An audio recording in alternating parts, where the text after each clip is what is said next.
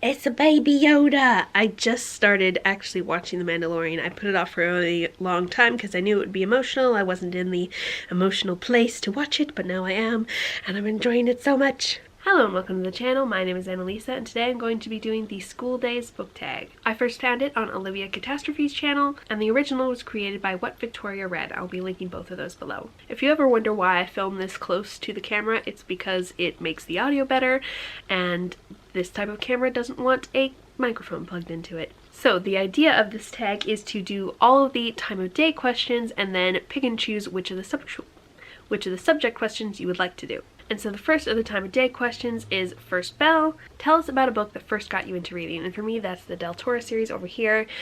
That's the first bunch of books that I initiated myself reading and was self-motivated.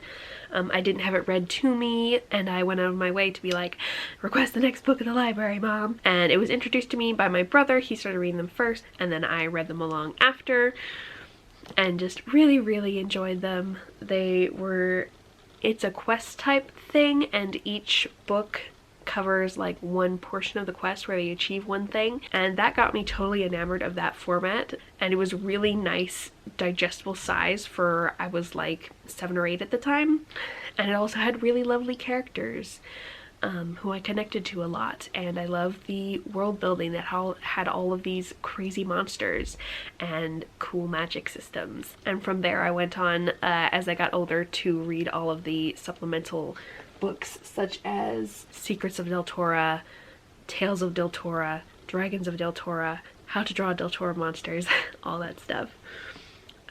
Break time. Which book have you most recently had to take a break from or DNF? And that is Braiding Sweetgrass, which I really enjoyed. It's really good. It's nonfiction. It's by someone whose name I'll put up here, and she is a professor of botany, and she's also indigenous and has a lot of knowledge from going back to her indigenous roots and talking to other indigenous people about those ways of understanding plants. And so she has put all of that into a book and has communicated, and she communicates information about this stuff through stories, and I really love that format, and she does it excellently. Some people who try to use stories to communicate things do a really bad job of it because they're just told that's a good argument device, but she actually does it really well.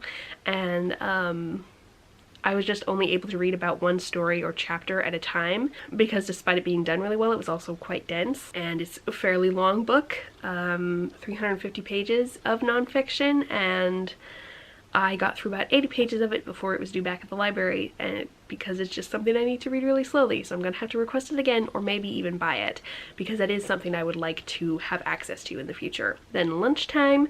Tell us about your favorite book that features food, and for this I picked Fruits Basket, the manga, because there are a lot of books that describe food in a nice way, but it's usually not food that I would like because I have very specific tastes. It's an autism thing. We like to eat the same foods, and we usually like either, depending on whether we're sensory seekers or sensory avoiders, we like really bland or really spicy, flavorful food, and I'm one of the sensory avoiders, so I like a really bland food. And in Fruits Basket, they make a lot of rice balls, and rice, especially white rice, is one of my favorite things because it's super bland. And even if you flavor it up with some things, I really love that texture. So that is the book series that always made me mouth water the most. Final Bell. Which book have you most recently finished reading?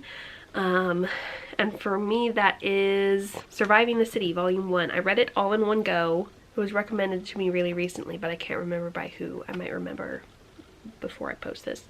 But it's very small, but I got the first and also second volume from my library, and it was quite heavy, despite being very short, because it focuses a lot on how indigenous people disappear a lot, especially women and two-spirit people, not so much with the men, in a way that doesn't really happen to white people and even other ethnicities. Usually women are killed by people who know them, but that's not the case as much with indigenous people. And it was a lot about campaigning to stop that happening and marching for it, and this girl being scared that one of her friends may have just gone missing and she may never get her back. So very heavy, but really good, and something that definitely needs a light shined on it. And there's a bunch of resources at the back, which I really appreciate. Homework. What was the last nonfiction book that you read and enjoyed? And that is, again, Braiding Sweetgrass. I love it a lot. But I'm also currently reading Citizen, which is written in verse, and it is about microaggressions, especially against Black women. And that, I believe, I heard about from Olivia, and so far it's really good. I thought microaggressions are something I should look into because that's something that I'm most likely to inadvertently do, because macroaggressions are a little easier to spot before you do them, because I'm aware that being a white person raised in a racist society, I have internalized racism, and I can't just pretend that I don't. Staff room. Tell us about a book that you go to when you need to take a break. And there are several of those. Most of them are romances. It was sitting right here. I don't know what I did with it. But Heart's Blood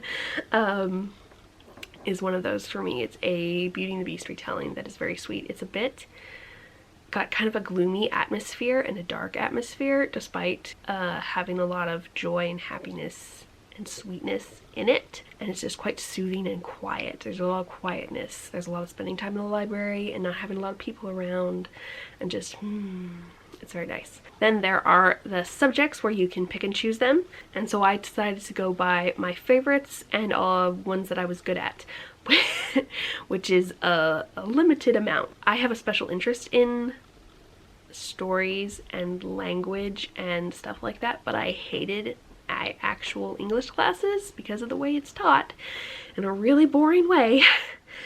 So I'm skipping that one. But math I was really good at, even though I hated it because it was boring. The question is, how do you rate your books? And for me, I do it mostly based on enjoyment, but also based on things like quality of characters, quality of rep if there's any interesting representation, quality of the plot if there is one, and also I do it partially based on what it's meant to be, not necessarily based on what I would like it to be.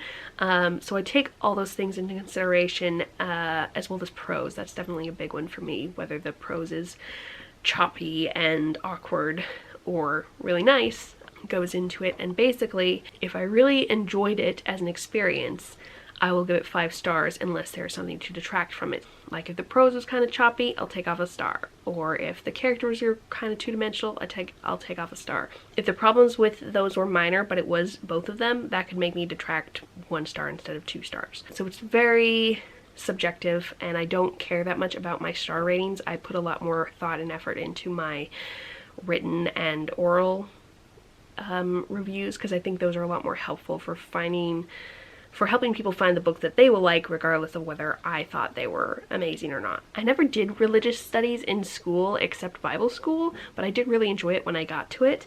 So the question is, which book is the one that you always come back to? And I have some favorites that I like to reread, but that I only read very rarely because they give me a lot of emotions, and some of those are the Akko series, Uprooted, and well, basically this whole shelf actually, and also this shelf over here. So like they are constantly kind of in my brain, and I occasionally go back and read them, and like I will never not care about them, even though I don't reread them all that often. I hated PE. I didn't really have PE. We had somewhat guided recess. I was homeschooled. Oh wait, I did have technically PE because we counted my dance class at PE, but I hated that, so I'm skipping it. I liked the dancing. I hated the socialness and doing physical things in front of other people. But music I really liked. For that, it's which reading format do you think has the best rhythm for reading? And it really depends on my mood and the specific book. Some books are easier via audiobook or ebook, and some are easier physically. Anything with illustrations, I'm gonna want the physical book, because sometimes ebooks have illustrations, but it's just not the same. And for more lyrical type books, I will usually like the audiobook because it that can really enhance the experience. But I also picked out 2 authors who I think have really lyrical rhythmic writing, and those are Catherine Valente, who wrote those, and also Space Opera, and N.K. Jemisin, who I really enjoyed How Long Till Black Future Month and The City We Became by. Oh, I skipped science. Science was one of my favorite classes. What book couple do you think has the best chemistry? And when book tags ask questions like best, I'm always going to go back and answer the same books over and over. So I'm going to pick one of the books that has really good chemistry. Not necessarily best, because I keep talking about those books all the time. And so one with really good chemistry is The Bride Test by Helen Huang. It's the same author who wrote The Kiss Quotient, and while I liked The Kiss Quotient better, I really enjoyed The Bride Test. Even though the main characters had a lot of trouble understanding each other, the way they worked through that and prioritized each other, and the way their individual personalities worked out with each other, I really liked and felt like was really good chemistry. Then art, my other favorite class. Show us 3 books that you think have the best covers. So I've got Belle Revolt, because it's dripping in pink. It's got this pretty sort of font, and it's got gold on it. I really love all of those things. And then Legendborn, because it has her doing all this blue and red magic, and the lighting I really like, and also she has really cool hair, and also another cool font. And then there's this one with this gorgeous color scheme of the purple with the blue and the gold, and just very awesome designs that are shiny. Oh, and Modern Foreign Languages, I like that quite a bit. Especially in high school, I had an excellent teacher who was trying out new methods that involved like drawing stuff and explaining as she was drawing. So that is to recommend a translated book that you enjoyed, and I mostly read translated books that are graphic novels. So Witch is translated from Italian, and then the mangas that I enjoy, such as Yona of the Dawn, Fruits Basket, and Snow White with Red Hair, are all translated from Japanese, and I love all of them. So for tagging people, I am going to tag Opalescent, Chastity G, and also Starla. I feel like I would like to know more about what her favorite subjects in school were. If you'd like to leave an emoji rather than any words, I believe there is a schoolhouse emoji, but if there isn't, just any building. Thank you so much for watching, and I will see you in the next video. Bye!